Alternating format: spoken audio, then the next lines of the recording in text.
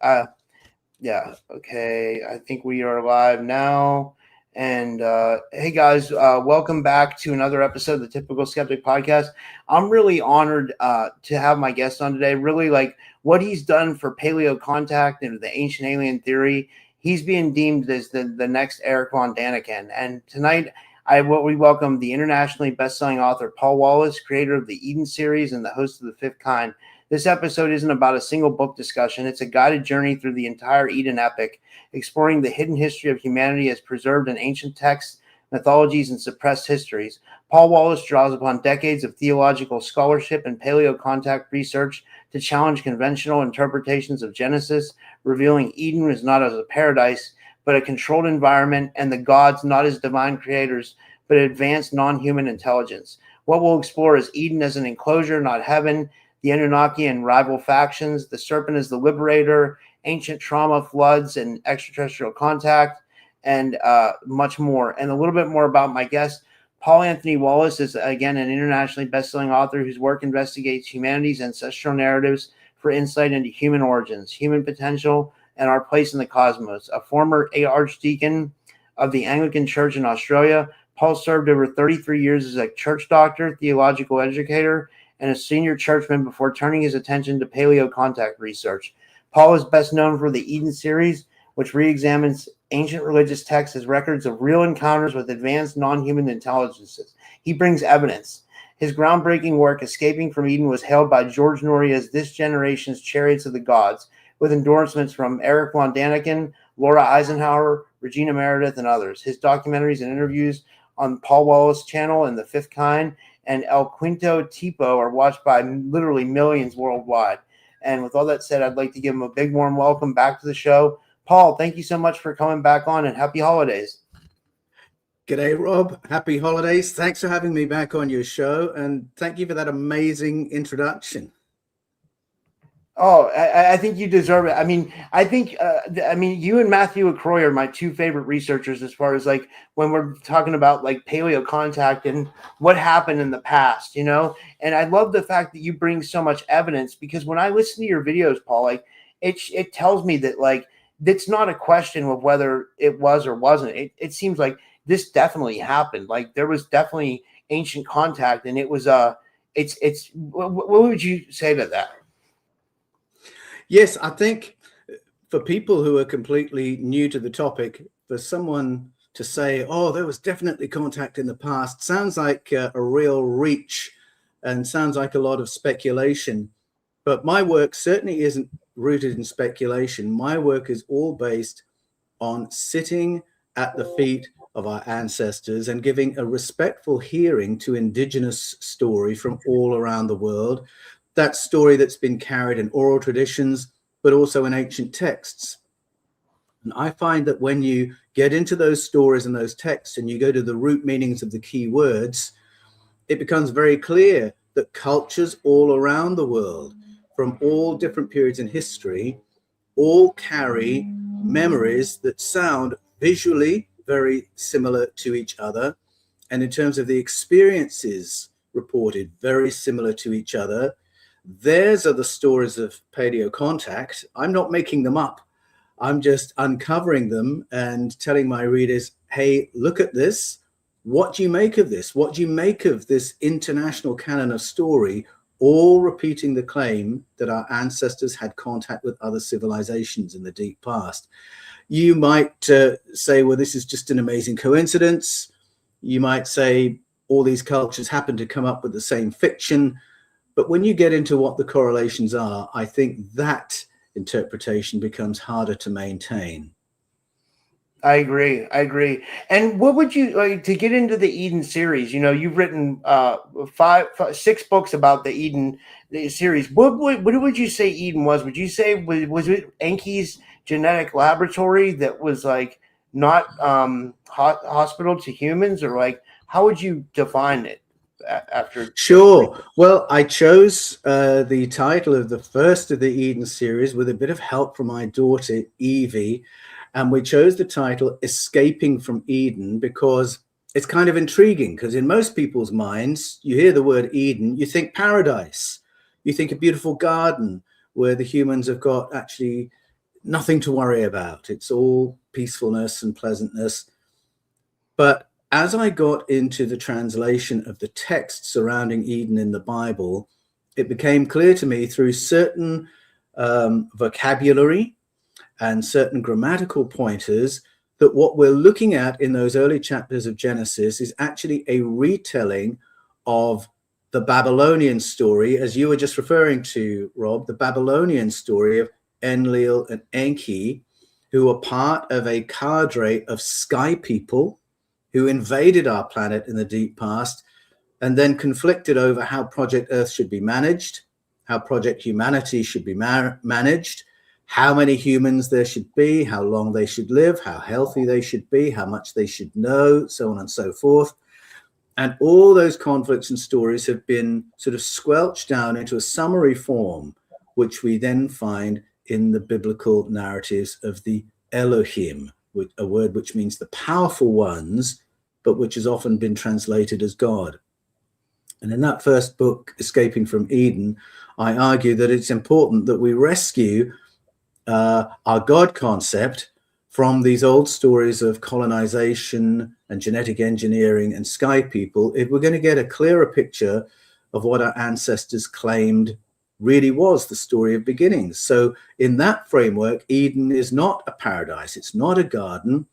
It is an enclosed zone in what I believe was the Armenian highlands, in which our ancestors were tweaked genetically to make us more useful as a working class for these other beings who had colonized our planet.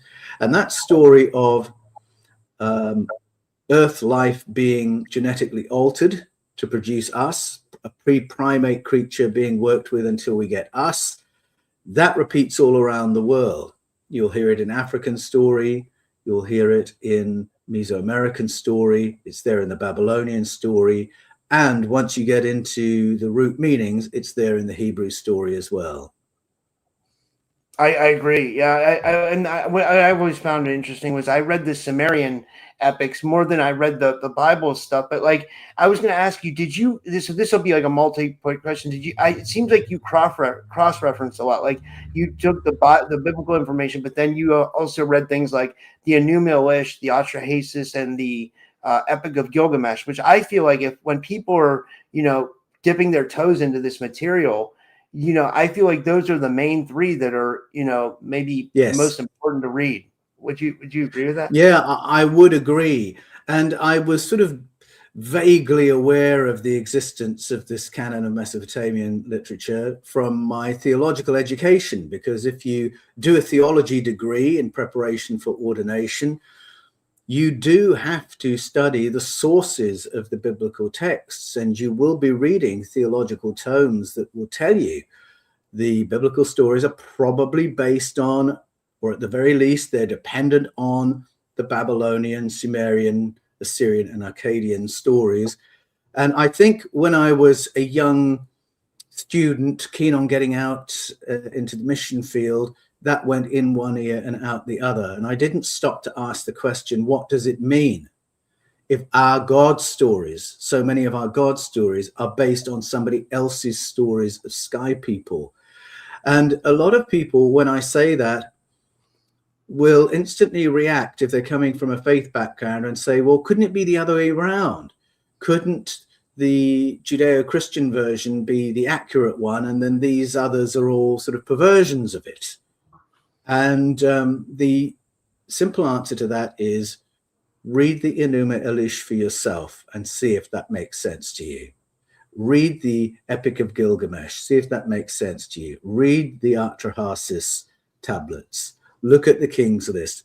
See if that makes sense to you. It becomes clear very, very quickly which direction the dependence is running. The Bible is the summary form of those, not the other way around. And this became clear at an academic level in the 1800s. As soon as we had the translation key in 1835, retrieved by Henry Rawlinson from the Behistun inscription, as soon as we had that key and could start translating the cuneiform tablets that we'd retrieved from these long lost cultures, The academics working on those realized very quickly that these stories, the Mesopotamian stories, were the source narratives, and the biblical stories had been derived from those. It was a controversy back in the 1800s, but it was discussed openly in academic circles. And so for me, it's a little bit of a scandal that nearly 200 years later, the rank and file of our faith communities don't know anything about this. They don't know our God's stories are based on someone else's stories of sky people. And my Books of the Eden series really walk people through the implications of that fact. Yeah, and going back to the translations, what I find interesting is it seems like there were like I have the Chaldean account of the deluge by George Smith. Like I love that book, you know. And then there's also like Austin Henry Laird, Samuel Noah Kramer. Because what I find interesting, Paul, is like a lot of times when I'll try to tell people about, you know, I'll be like you know, you got to read these stories about the Anunnaki. They'll like blow it off. They'll say, oh, that's just Zachariah Sitchin and he was off with his research. I'm like, no, it's absolutely not that. Like, I think for someone to say that the Anunnaki story is just Zachariah Sitchin is so like it's very surface level, and it's like, you know, because like there's so many people that translated the tablets, and then you have someone like yourself who, well, not only did you translate those tablets, but in the Eden series you depicted Genesis, and you showed the paleo contact that was happening through the Genesis lens, correct? Yes, that's absolutely right. And I would say exactly the same as you, Rob. People often come to me and they say, oh, you're just saying what Sitchin said. And I always say, why don't you read the Mesopotamian stories for yourself? You can go to the cuneiform digital library, read translations of these texts for yourself. You don't have to go to Sitchin. You don't have to read me. You can go and read those texts for yourself. There are the stories of the Anunnaki and the Dinshir and the Igigi. They're not made up by Zechariah Sitchin. I think it confuses people that Zechariah Sitchin did have a pretty good read on the cuneiform texts, but then he fictionalized a lot of stuff as well. And so, you know, you've got the Lost Book of Enki, which is not an ancient Mesopotamian text. It's something that Sitchin wrote. And I think the way he wrote this fusion of fact and fiction has really confused people, and maybe in some ways put people off getting into this field of study. But we are very fortunate today in the age of the internet. You can go to the Mesopotamian text for yourself and read the translations that have been made by real Assyriologists since the 1830s. And that's where you'll find the story of genetic engineering and stargates and sky people. They're not modern inventions. They're stories that our ancestors told thousands of years ago. I love it. It's so fascinating to me, Paul. And I was going to ask you, what would you say is the single biggest tell that Genesis was edited, or that it was manipulated? Yeah. Sure. Well, if you read the Bible closely, you will already be aware that there's been an evolution of those texts, and that you're not reading the original version of a lot of these stories. And the translators of the Bible, the authors of the Bible, they're not doing this in secret. They make it completely plain. So, for instance, if you get into Genesis chapter 2, which is the second story of beginnings, you'll find the name Yahweh in that text. And if you're a Bible reader, you should immediately stop and say, wait a minute, the name Yahweh wasn't known until after the time of Moses. So that tells me straight away that a writer after the time of Moses is telling me this story. And the clue that he's retelling a story that's already in written form probably is that the older name of the actors is still in there. The word Elohim is already in the text. And the post-Moses writer has just added the name Yahweh to those texts, so that the Yahwist reader can say, oh, this is one of our God stories. And he just tweaks it a little bit. If you get into Genesis 6, the story of the flood, again, read it slowly enough, you'll realize you're reading two flood accounts that have been glued together. In one account, the animals enter 2 by 2. And in another account, you've got 7 of each kind of animal if they are clean and 2 if they're unclean. So that tells you straight away 2 different accounts have been glued together, and one of them has been told by a writer after the time of Moses, because before Moses, there was no such thing as clean and unclean. So there are things like that that happen that tell you right away, okay, we are reading a rewriting of an earlier story. And in a lot of cases, it's a rewriting by a Yahwist writer of an Elohim story. Elohim means the powerful ones, remember? And then when you read that in the context of the family of Ugaritic and Mesopotamian literature, you'll realize, the Elohim story wasn't the original either. It was a retelling of an Anunnaki story. Yeah. One thing I always tell my audience, and I'm not sure if I'm right about this, I'd love to get your opinion, is it seemed like Abraham, or Abram, however people want to say his name, he's like the patriarch of all the Abrahamic religions, Christianity, Judaism, and Islam. But like, it seemed like his father, Terah, T-E-R-A, was working in the chief deities. He was like working for one of these powerful ones, right? Like he was like serving Enlil, or maybe was it maybe another god? But it seemed like that, and that makes me think. Well, do you think the Abrahamic religions were tainted by the Anunnaki, or the powerful ones? Well, I think that that little bit of backstory to Abraham that we're given tells us that Abraham is coming from a family that has lived within Mesopotamian cultures. His father was serving a Mesopotamian deity. And so we shouldn't be surprised that Abraham would come with stories of beginnings that are rooted in the Sumerian, Babylonian stories, which of course he does. So this is no great shock. But in my book, The Invasion of Eden, and then again in The Eden Enigma, my most recent book, I argue that Abraham didn't emerge from Lower Mesopotamia, as we've generally thought, but from the Armenian highlands. And we've got a reference in the book of Ezekiel, and we've got a reference in the stories surrounding Abraham with place names, giving clues as to where he was coming from. And then we've got the oldest map in the world, which is a Babylonian map etched into a stone, which can be found in the British Museum, again pointing to that part of the world as the place from which humanity was rebooted. And it's not just talking about the Noah story, it's talking about Noah and his descendants. Abraham, of course, was a descendant of Noah. And in the Abraham story, we've got a couple of layers. We've got a Hebrew origin story, which is the way we generally read it. That's the surface reading. But I believe there's a human origin story layered in there too, because the names Abraham and Sarah in the Bible, they are remembered as the progenitors of many nations. And when we read that, again, if you read it slowly enough, you'll pause and think, really? How many nations came from Abraham and Sarah according to this story?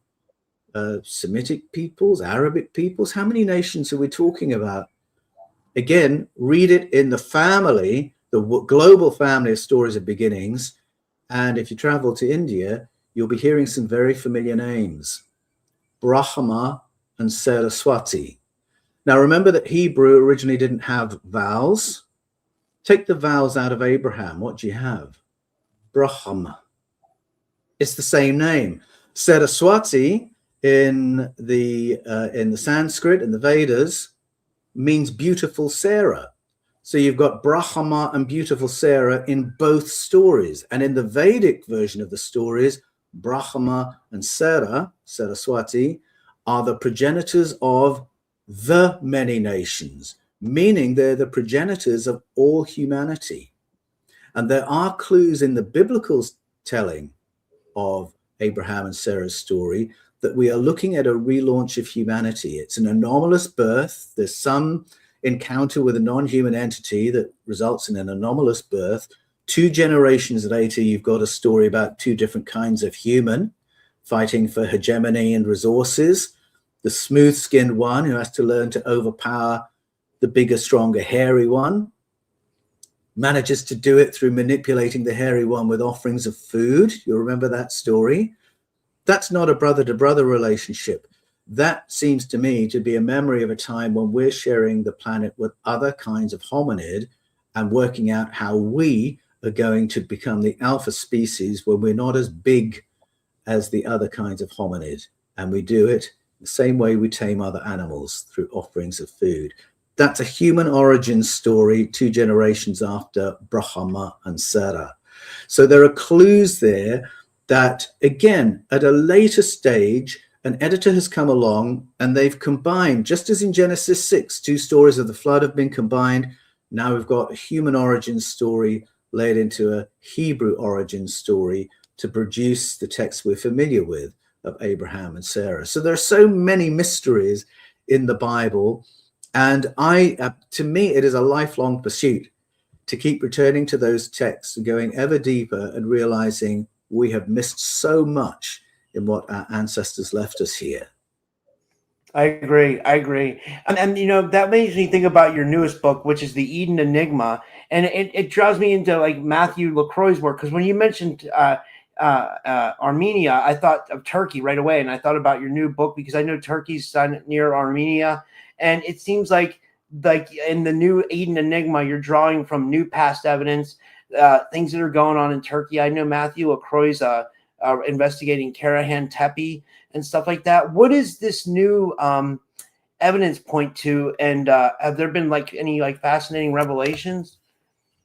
Certainly. Well, through my research path for The Invasion of Eden, the previous book, I realized that ancient Armenia is really a key part of the planet for understanding the story of humanity. And ancient Armenia comprises modern day Armenia and modern day Turkey. It was Upper Mesopotamia in the old language. And so we've got the story of Noah that climaxes there. We've got the story of Abraham, which I argue begins there. And so my attention was already on that part of the world. And then a couple of years ago, I went on a walk through the beautiful foothills of the Rockies in Boulder, Colorado. And Matt LaCroix was living there at the time. And we were having a conversation about this. And he said, oh, there's a particular part of Turkey, Paul, I think you should see. And I want you to come with me and take a look at these sites. And he identified these key archaeological sites. Now, Matt is a geologist, an archaeologist, and so he's fascinated about these sites from that point of view and getting an idea of timelines from that perspective. When I got there, I realized that there are narratives left behind by these ancient Iron Age sites.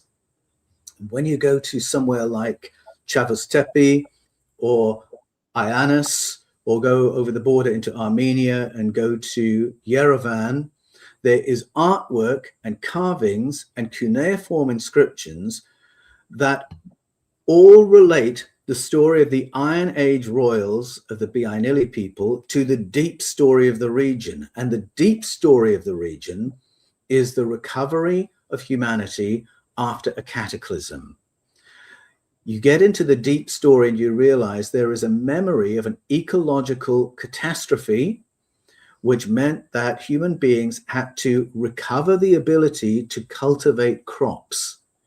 And so the Iron Age people tell the story of the Tingir, these advanced beings who came and taught our ancestors how to do hand pollination and cross pollination in order to develop new strains of plants that could thrive in the new environment. It suggests an environment without bees and other flying insects to do the pollination. And so we're having to do it ourselves. And so finding this story repeating from Armenia to Turkey in every cuneiform inscription made by every king and every symbol left behind, I realized that this was a story that human beings journeyed with for a very long time before there was a great forgetting of these stories of contact and help. And that great forgetting came really as the old stories were supplanted by Islam and Christianity as the powers of empire moved into that region and other regions and replaced the old stories with a new orthodoxy that knew nothing about paleo contact.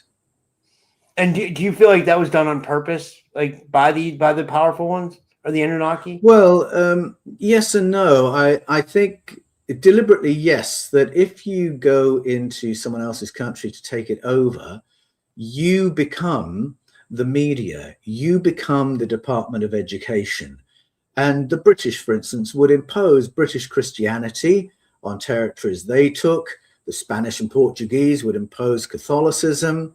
And so there is a real serious attempt at full spectrum dominance where you're controlling not only the news, but what people believe about the universe, about the human race, about our origins, our place in the cosmos.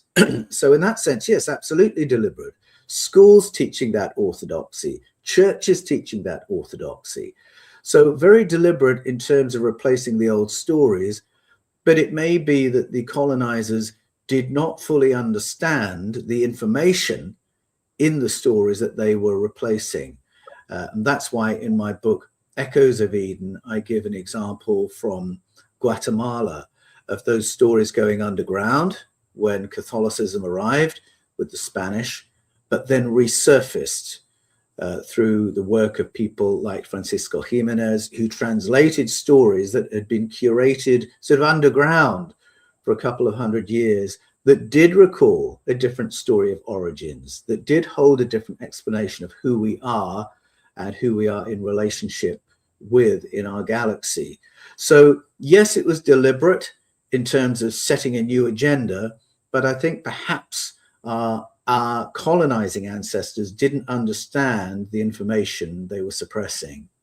Yeah, I agree. Yeah, and one thing I've always found when I talk to you, I think I probably bring this up, but I mean, we have a lot of new people watching, so I think it's something interesting to tell people. And I often reference this when I'm on my show by myself because it was that impactful. Like in Scars of Eden, your second book, where you talk about the different cultural visitations of paleo contact. One of the things you mentioned was the Mami Wata tradition, and which I believe is a South African tradition where women get taken off a beach and they get taken to some kind of underground or underwater,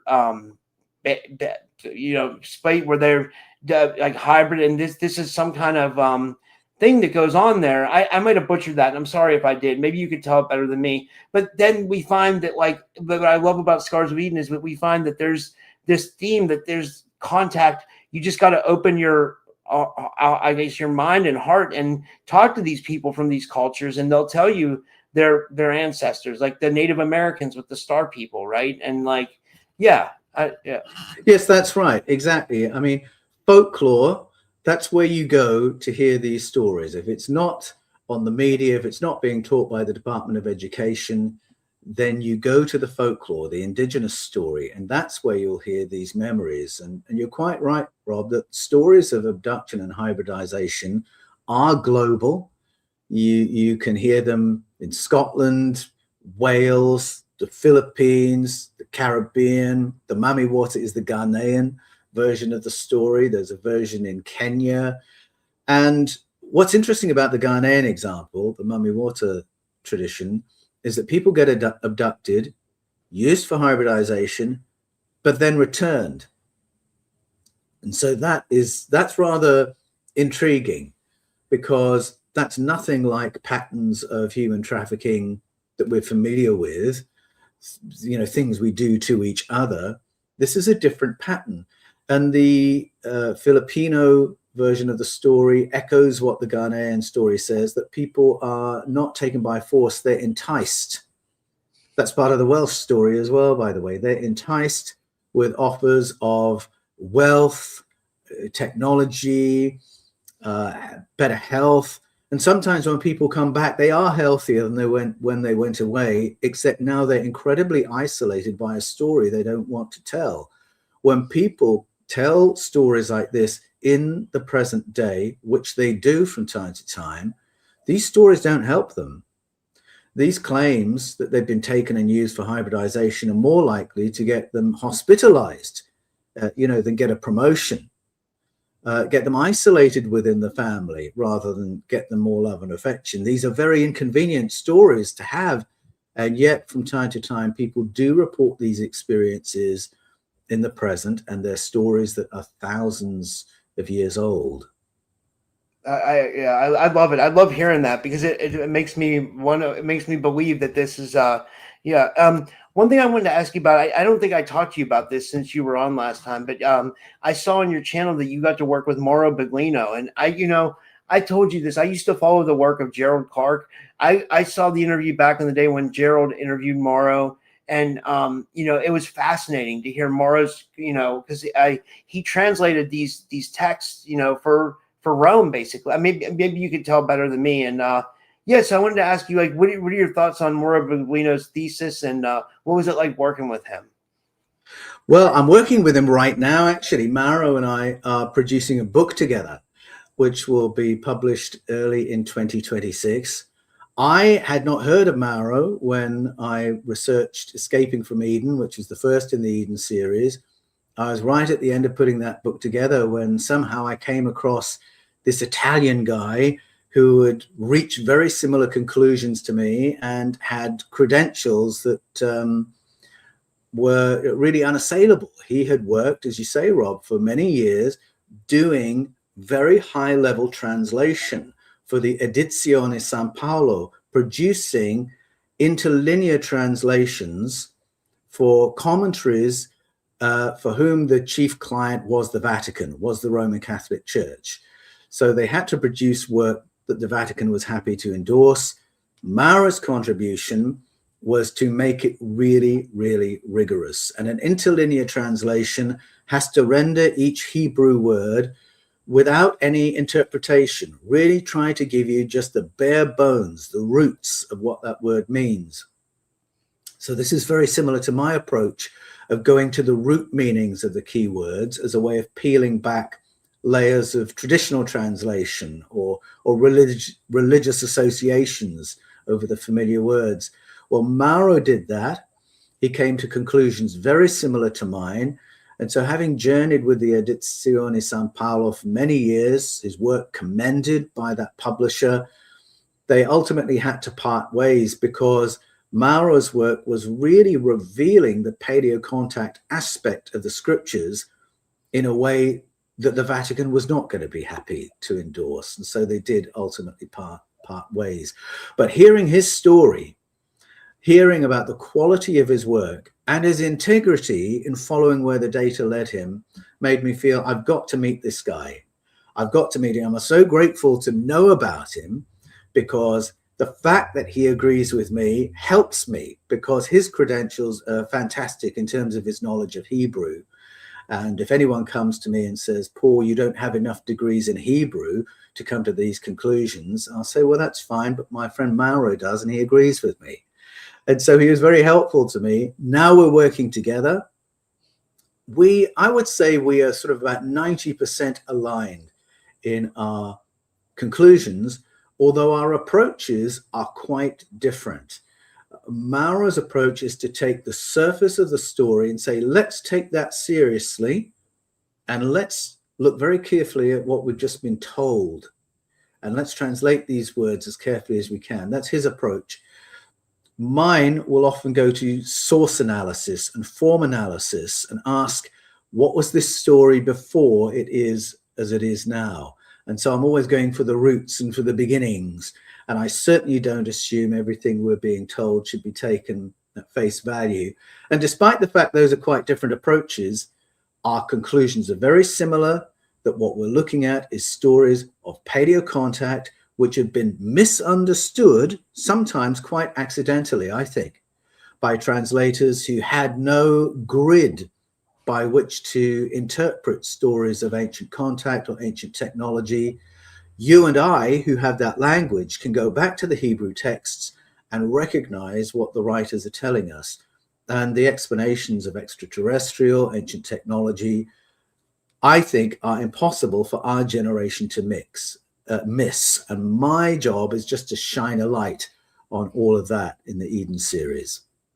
Yeah, what I was going to say that you do so beautifully in the Eden series and also on your channel, The Fifth Kind, and also on the Paul Wallis channel is like you explain the interactions between the gods or the Elohim and the powerful ones, and then men at the time. Like I know you've gotten deep into like when Enlil was interacting with some of the the regular folk, and also there was a commander and that was not Enlil, someone else. I was listening to it today on your show, and but I find that fascinating because what that's shown is a time when the gods walked with men, and I think you do that throughout the entire Eden series. Like it's shown that that Eden was a genetic lab and the staging ground for humanity and like you say in your newest book, an invasion as well.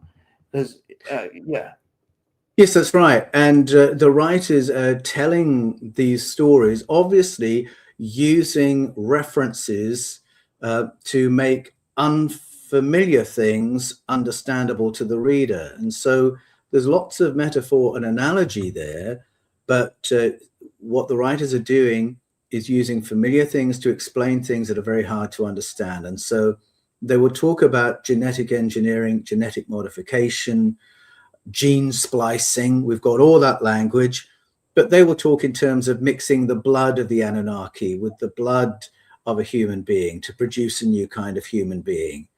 It's not difficult for us to see what they're talking about. Or producing a being from something that looks like clay in a lab-like condition. Well, we might have an idea on that. Or producing one being from another being. Well, we've got the language of cloning for that. So yes, these stories are told in a way that I think is not difficult for us to understand. And it's just wonderful that we can get back to the original texts. So we're not dependent on translators from 100, 200, 300 years ago, puzzling over what they're being told. That's the wonderful gift we have in the Hebrew texts and in the Greek Hebrew texts and in the text that we have in cuneiform from ancient Babylonia, Sumeria, or Sumer, I should say, Assyria and Arcadia. The overlaps of all those stories, I think, is what makes it really compelling.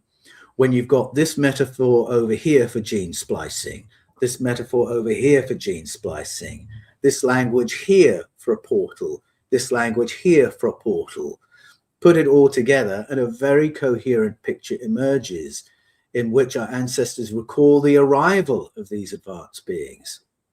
The stealing of the land, engineering, and everything that followed, manipulations, development of cities, so on and so forth.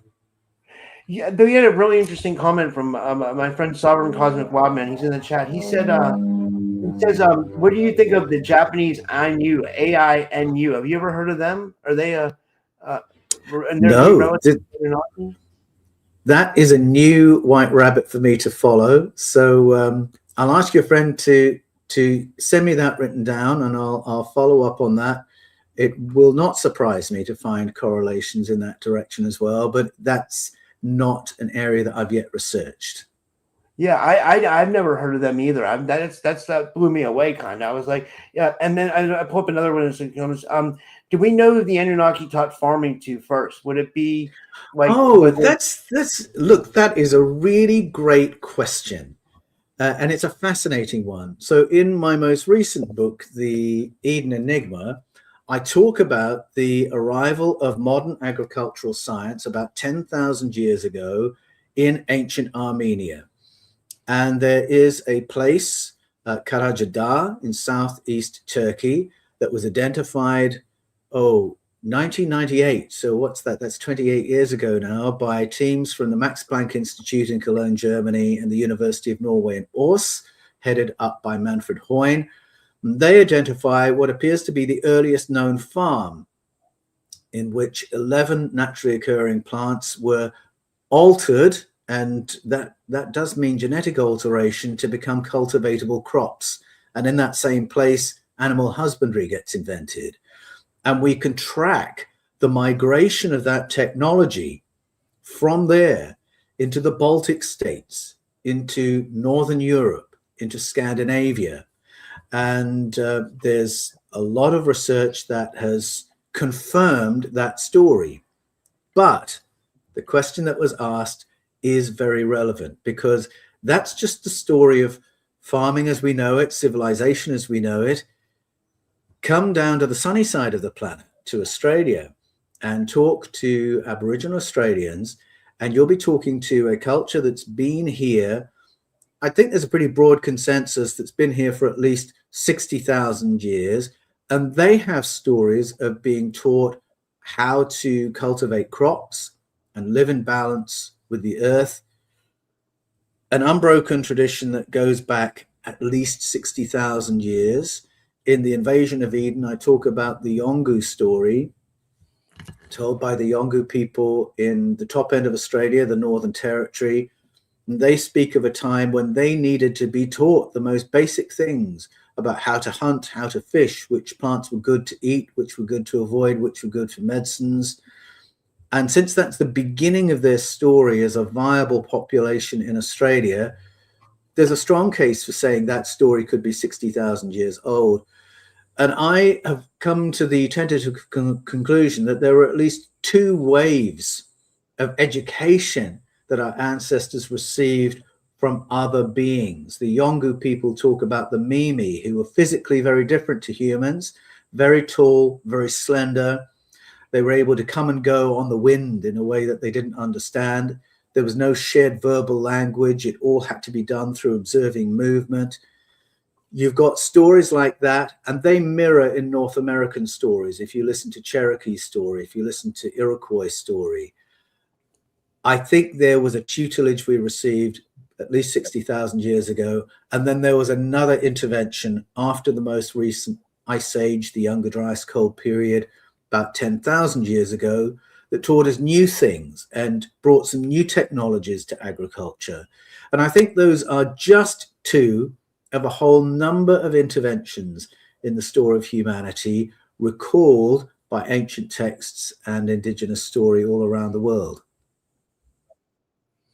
I love that. Yeah, that's so interesting. Like, I love how that you find these stories of ancient paleo contact that were happening. Like, it's fascinating. And what motivated you to do this, Paul? Like, what I know you spent years as a Anglican in the church diocese and everything, but like, what got you to like really start researching this? And like, was there like something that something that spawned it or anything like that?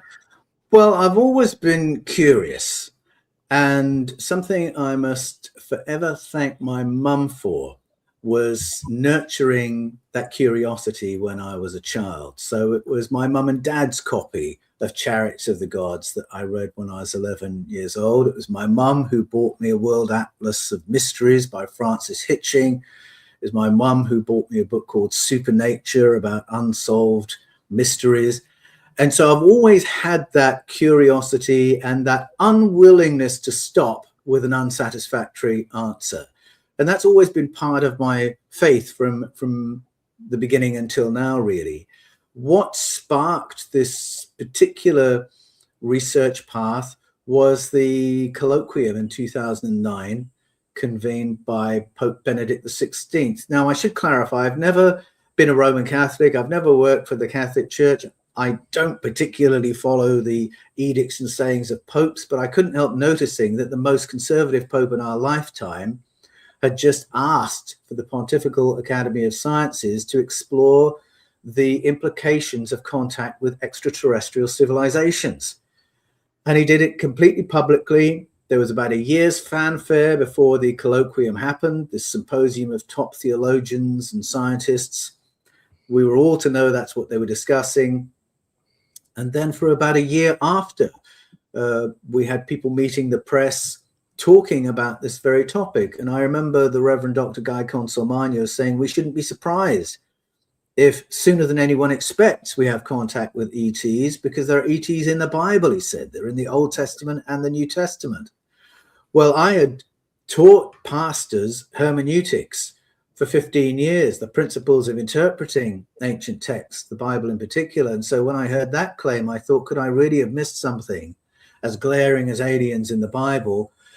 Guy Consolmagno was clearly issuing a challenge to Bible readers all around the world to go back and find out what they'd missed. And so some years after the colloquium, I had the opportunity when I was in between pastorates to do that study. I had the curiosity. I'd always suspected that we're in a populated universe, and I wanted to know if the Bible supported that idea or not.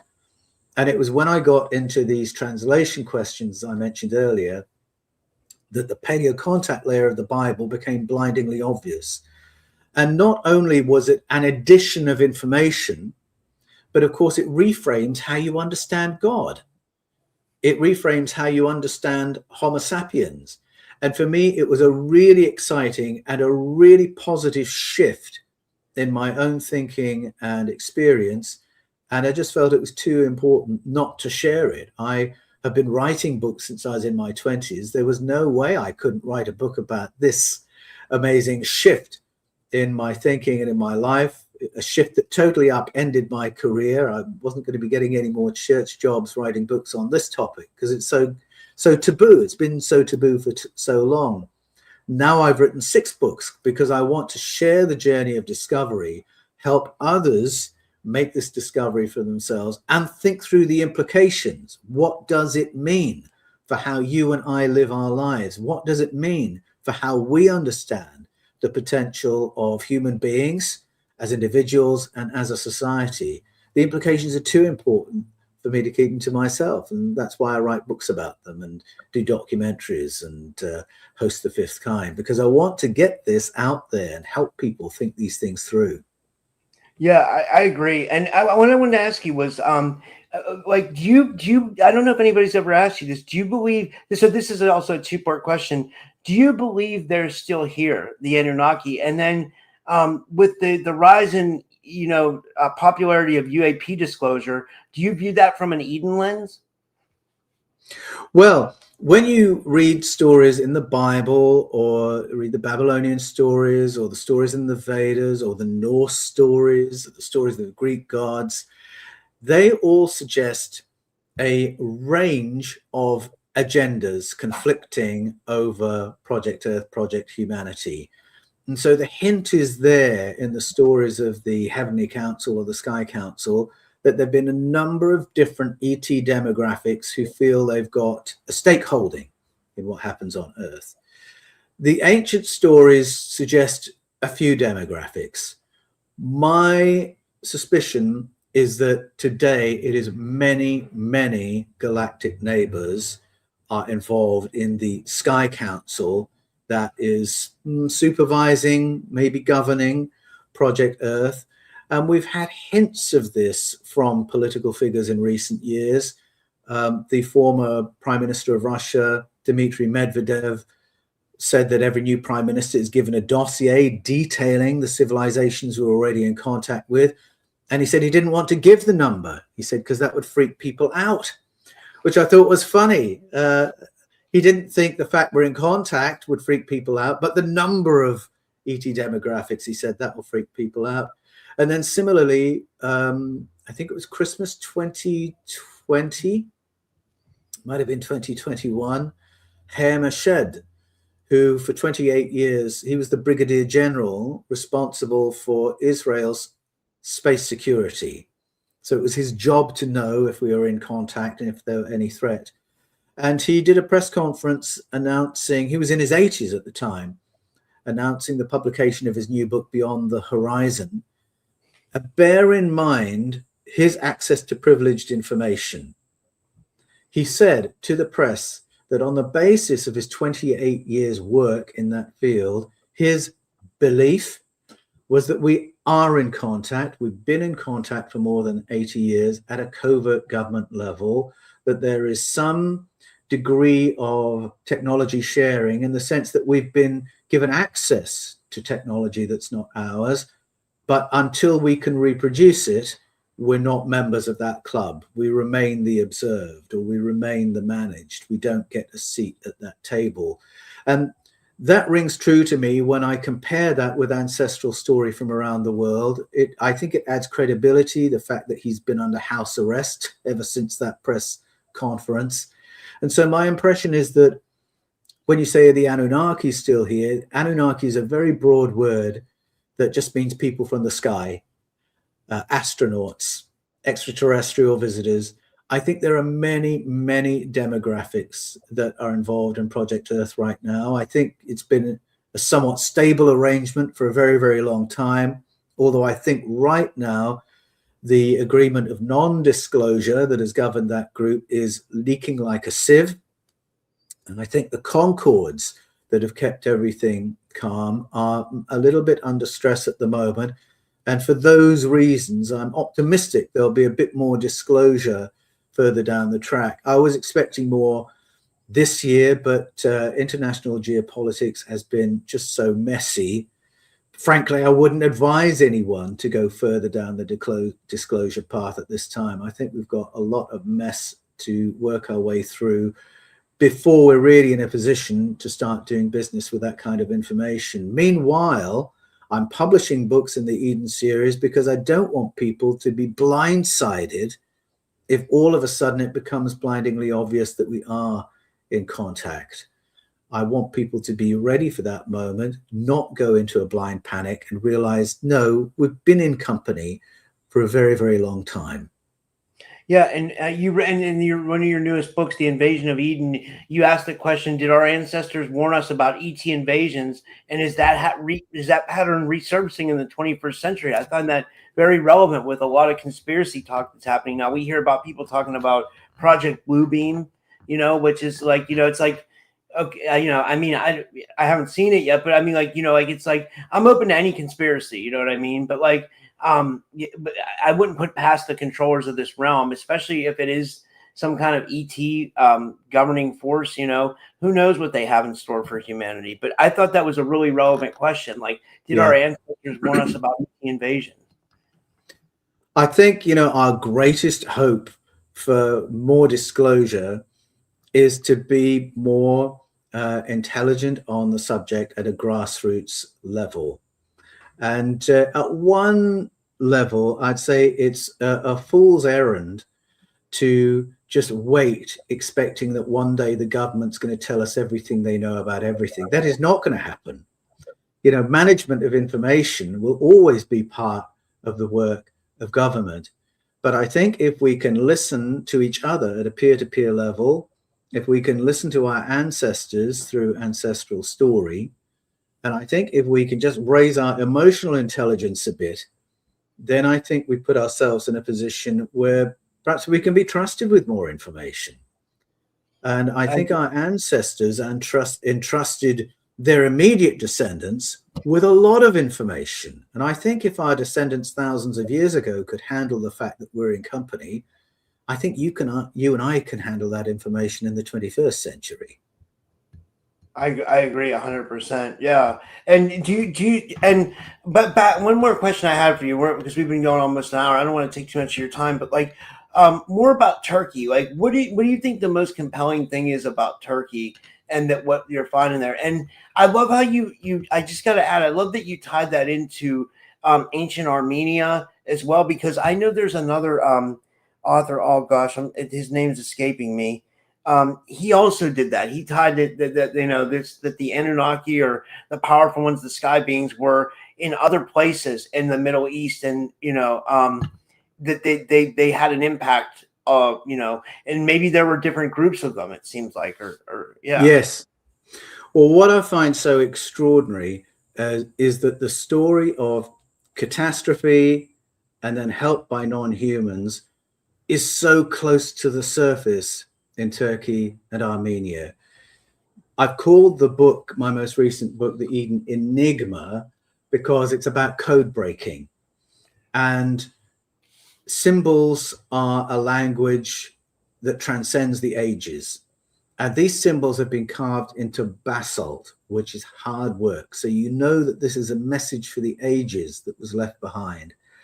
And you don't have to sit with these symbols too long before you realize it is a repeat of this ancient story of catastrophe, external intervention, help by non-human entities to get humanity back on its feet. The surprise for me is how close to the surface this is, that you can go to these archaeological sites that are live excavations right now and see this information re-emerging after thousands of years underground. I feel very excited about what's happening in Turkey right now. It's a great privilege to be friends with the archaeologists who are working on these sites. I am taking a group in October with Ancient Knowledge Tours. If you're interested in coming with me, just Google Ancient Knowledge Tours. You can come with me to those sites. I will show you what I've found, and we will see what's happened in the month since I was there last, because every time I go to the Van province in Turkey, there's new information that has surfaced as the archaeological teams have gone down another layer with their excavations. Wow, that's mind blowing. I'd love to go on that tour. That would be And have you ever went to this would be probably harder. Have you ever been to the original Babylon, which would be like, I guess, Iraq, Iran, or Persia? The reason why I ask you is I met a guy who and he was a Operation Iraqi Freedom soldier, and he told me he had pictures. He was actually like conversating with Zachariah Sitchin while he was over there, because he liked the Sitchin material, but he found like the Marduk gate and stuff like that, and he said, like, and for him being a soldier and him knowing about this stuff, he said that it was just more evidence that, like, it was kind of like, he said it was in his face that like something had transpired there, like that the gods did walk amongst men. Yes. Well, I've been in contact with many people from American Defense who were involved in the 2003 incursion into Iraq, and who knew from their own experience and the experience of peers of theirs involved in other units, knew that we were there for a whole number of reasons. There were the public reasons, the weapons of mass destruction, saving the Kurds, saving Iraqis from tyranny. But then there were other reasons we were there. And I've heard from people involved who found they were involved in archaeological retrievals and a quest for ancient technology. And people have often contacted me and asked, what is the credibility of stories I'm hearing along these lines? And I'm able to say, well, I don't have any privileged information that I can give you, but what I can say is, if you were looking for ancient technology, portal technology, for instance, then the Babylonian account and the Genesis account say you would go to Iraq to find it. If you're wondering if there's any credibility to the concept of a portal, go to NASA's website and see what's in the public domain, and you'll realize NASA has been studying portals since the 1990s, and that when they use the language of electromagnetic portal, don't think that's anything different to a portal, because they've been measuring the mass of matter traveling through portals for more than 30 years. Put that information together, and of course, if you are if you are a world power, you're going to want to know if there's any ancient technology on the planet, and if there is, you'll want it in your hands rather than somebody else's. And I think that's a backstory to at least some of what was happening in Iraq. I co-led a tour in Turkey with Matt LaCroix in September of this year, and as soon as that tour was finished, one of our group was down in Iraq to pursue these stories as a tourist, just to see what he could see. And oh gosh, there's so much to see in that part of the world: Iraq, Iran, Syria. I think, wouldn't it be wonderful if our geopolitical situation were so healed that more people, more archaeologists would be able to go to sites in that part of the world and look at these key sites, do that quest for themselves, and find out whether the stories told by the ancient Sumerians and Babylonians and Assyrians were fiction only, or if they really are rooted in experiences of paleo contact. I love it. Well, this was fascinating, Paul. I could talk to you forever. I just want to say again that this is, like, honestly a real honor for me. It really is. It's a pleasure, Rob. Yeah. And do you want to tell people how they can find you and subscribe and get your books and all that stuff? And Yeah. Absolutely. Well, I'm doing something new right now called Ancient Knowledge Academy. So if you Google Ancient Knowledge Academy or go to ancientknowledgeacademy.com, you'll find an online learning community. And I've developed that because a certain level of community is gathered around my books and around the fifth kind, but there's only so much you can do through comments on YouTube. So we've created a setting in which we can explore together, learn together. I mentor people through courses, and it's ancientknowledgeacademy.com. And I am loving the people I am meeting in that context and the journeys that we're making together. So you can find me there if you're up for a learning journey. And then if you would like to talk to me face to face, if you'd like to go to Turkey with me, go to ancientknowledgetours.com, and I would love to see you in the Van Province in October. I'm also going with Third Eye Tours in November to Thailand. Praveen Mohan and I are leading a tour together, and we're going into temples where, again, this story of paleo contact is right at the surface level in the carvings left behind by our Thai ancestors. So you can go to paulanthonywallis.com and find out about Third Eye Tours. I'm still online producing free-to-view content on the Fifth Kind, fifthkind.tv, and the Fifth Kind on YouTube, and the Paul Wallis channel on YouTube. Get into the comments, and I'm in the comments every day dialoguing with people. So that's very often the first place that we meet. Go to Amazon for all my books. That's Escaping from Eden, The Scars of Eden, Echoes of Eden, The Eden Conspiracy, The Invasion of Eden, The Eden Enigma, and to be announced, my collaboration with Mauro Bodino in the new year. Yeah, I love that. This was amazing. And I was just going to say, guys, on my end, I'm Rob from the Typical Skeptic Podcast. If you like this interview, subscribe to the channel and share this out with your friends, because, there's shadow banning and stuff. And my first YouTube channel got taken down. I don't know if you knew that, Paul. Yeah, they took down my first YouTube, but they're giving them back now. So I think the censorship thing is like coming around. I think. I hope so. Yes, yeah. I hope so. Yeah. And so subscribe and share the video with your friends. And thank you so much, Paul. I really do think you are like the new Eric Von Daniken.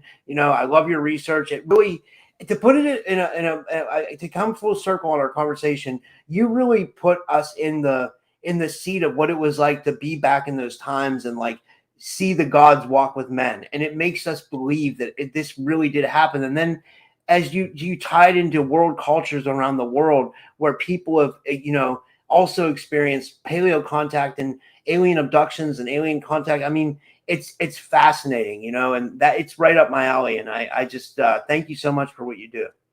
Oh, thanks for what you do, Rob. It's a pleasure. Thanks for having me on your show again. All right. And thank you, everybody, for tuning in tonight. And